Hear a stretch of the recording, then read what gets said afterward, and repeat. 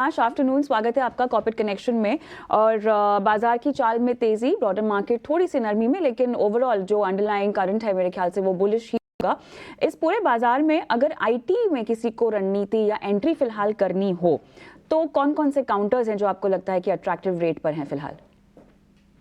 कविता, मुझे लग रहा है कि देखिए बाजार में जो ऑटो सेक्टर है, रियल एस्टेट सेक्टर है और कैपिटल गुड सेक्टर है, वहां पे चुनिंदा मुझे लगता है स्टॉक्स अवेलेबल है।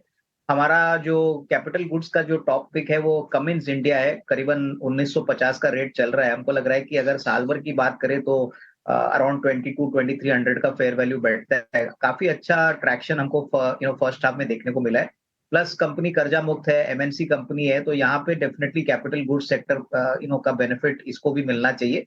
और अगर हम ऑटो सेक्टर की बात करें तो मुझे लग रहा है कि एमएनएम अभी भी काफी अट्रैक्टिव लग रहा है, हालांकि निचले लेवल से चल चुका है। बट 1750-1800 का एक लेवल एटलीस्ट नियर टर्म में पॉसिबल लग रहा है और नंबर्स कंसोलिडेटेड एंटिटी पे काफी स्ट्रांग आएंगे ऐसा मुझे लग रहा है। और रियल एस्टेट स्पेस में एक छोटी गुड़गांव बेस्ड कंपनी है अनंतराज, जो 268-270 चल रही है। तो यहाँ पे रियल एस्टेट और डेटा सेंटर का कॉम्बिनेशन है। कंपनी के कैश फ्लोज भी बहुत अच्छे हैं, नंबर्स अच्छे आएंगे। तो मेरे ख्याल से यहाँ पे भी अगर किसी को 6 to 12 मंथ्स का नजरिया लेना है तो 325-330 का एक टारगेट प्राइस मिलेगा। तो गिन चुन के आई थिंक ये 2-3 स्टॉक्स है। मेरे ख्याल से ऐसे चढ़े हुए बाजार में आपको काफी सिलेक्टिव होना चाहिए। तो ये हमारी 2-3 स्टॉक्स है जहां जहां पे हम इन्वेस्टर्स को हमारे रेकमेंड कर रहे हैं।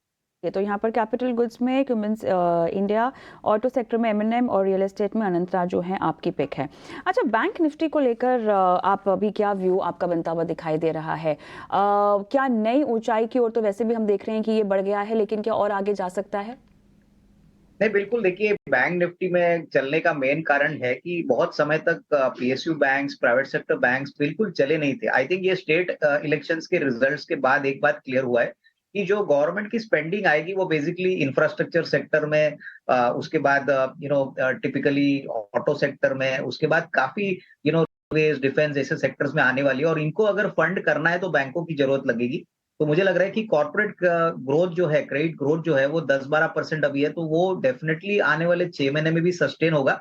और इसीलिए आपने देखा है कि आज सारे दिग्गज आईसीआईसीआई बैंक, एक्सिस बैंक, उसके बाद एसबीआई, बैंक ऑफ बड़ौदा, ये सारे स्टॉक्स चल चुके हैं। तो बैंक निफ्टी में हो सकता है कि थोड़ी सी कंसोलिडेशन आपको देखने को मिले, but at least next 6 to 8 months का नजरिया पॉजिटिव है, क्योंकि जैसे जैसे कॉर्पोरेट कैपेक्स बढ़ेगा मेरे ख्याल से banking sector will be definitely be the hot spot. तो डेफिनेटली कोई भी गिरावट अगर आती है तो खरीदने का मौका समझना चाहिए। नियर टर्म में मुझे लग रहा है कि जिन्होंने पहले लिया है बैंक निफ्टी, थोड़ा बहुत मुनाफा वसूली आ सकती है। उसके बाद we'll have to take a call, आगे का रवैया कैसे होता है।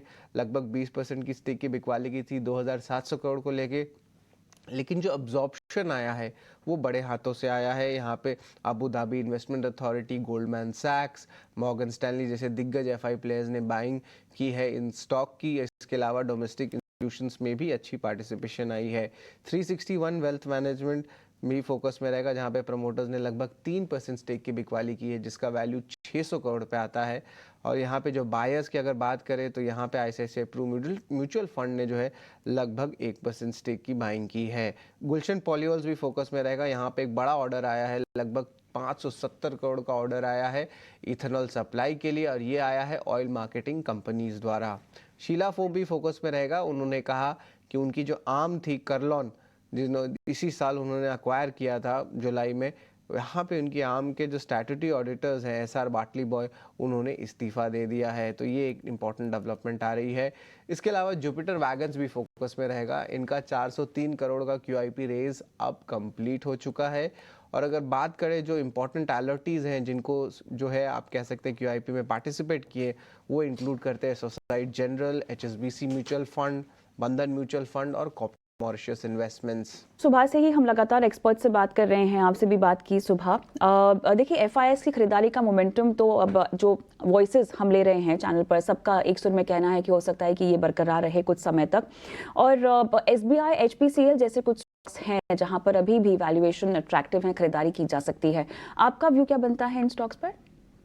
देखिए, मुझे लग रहा है कि एसबीआई की अगर हम बात करें तो काफी समय तक ये स्टॉक 550-560 रुपए पे ट्रेड कर रहा था, अभी 600 रुपया है। बट अगर इस बैंक की सेकंड क्वार्टर के नंबर देखे, मैनेजमेंट की कमेंट्री देखे, तो मुझे लग रहा है कि second half normally banking sector के लिए वैसे भी अच्छा होता है। क्रेडिट ग्रोथ अभी डबल डिजिट्स में है और जिस प्रकार से अभी मैन्युफैक्चरिंग सेक्टर में कैपेक्स चल रहा है, डेफिनेटली बैंक अच्छा काम करेगी। उनकी सारी सब्सिडीज भी काफी अच्छा परफॉर्मेंस दिखा रहा है। तो करीबन साल भर का नजरिया ले तो 650 टू 670 ये एक ऐसा टारगेट प्राइस है जो कंफर्टेबली एसबीआई में पॉसिबल लग रहा है। तो यहाँ पे डेफिनेटली जिन्होंने निवेश नहीं किया है वो भी थोड़ा सा इस करंट प्राइस पे खरीद सकते हैं। और रही बात ऑयल मार्केटिंग कंपनीज पे, देखिए अगर क्रूड के प्राइसेस करंट लेवल पे रहते हैं तो आईओसी, बीपीसीएल, एचपीसीएल ये सारे विकल्प जो है अगले 3 से 6 महीने के लिए काफी अच्छा परफॉर्मेंस दिखाएंगे क्योंकि जीआरएम्स विल इंप्रूव।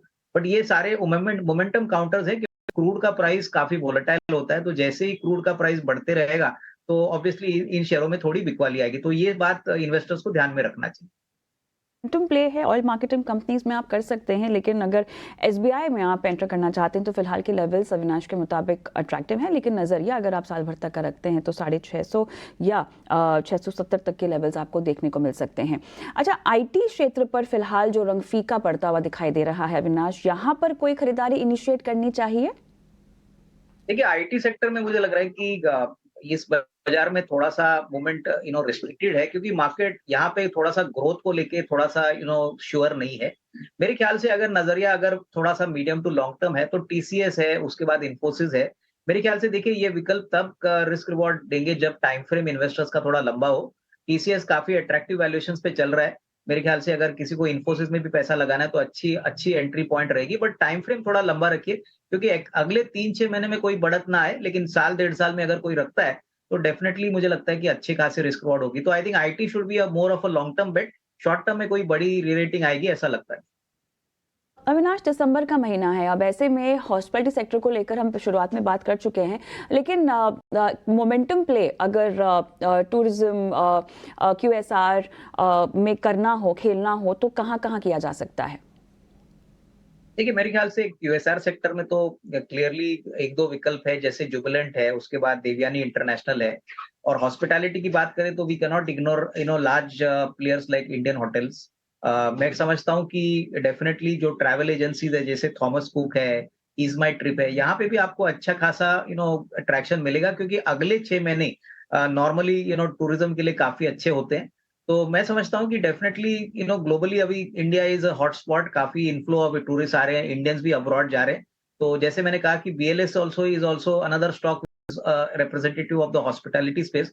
तो ये सारे स्टॉक्स आपको मार्केट में जब भी कोई मीनिंगफुल करेक्शन आता है तब आपको खरीदने के मौके समझने चाहिए, क्योंकि देखिए काफी बड़ा हद तक ये स्टॉक्स काफी चल चुके हैं।